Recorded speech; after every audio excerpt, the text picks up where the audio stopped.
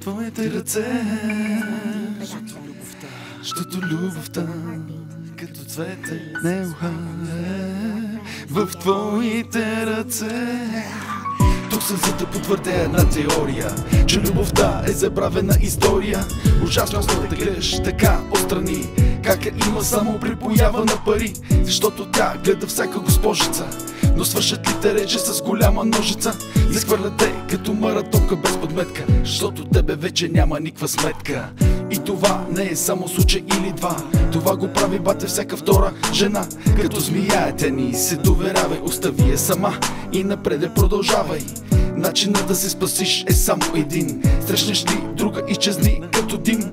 Казвам ти накрая на жена вяра нямай, хващай я за ден, два и веднага бягай. Защото любовта като цвете, което вече не ухае, когато е в твоите ръце.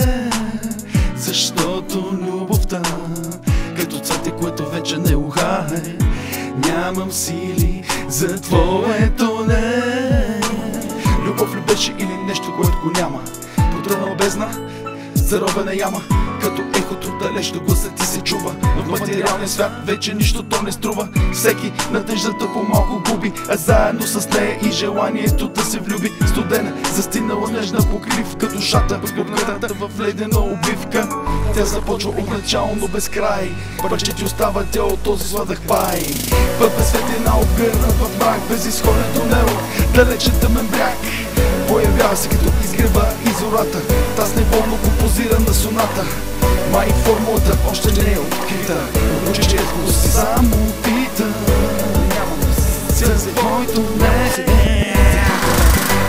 Защото любовта като цвете, което вече не ухае, когато е в твоите ръце. В твоите ръце.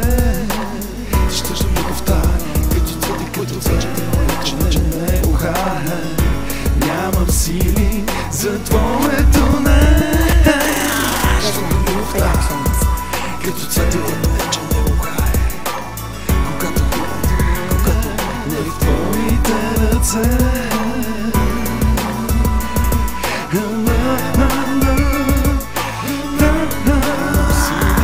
За твоето не.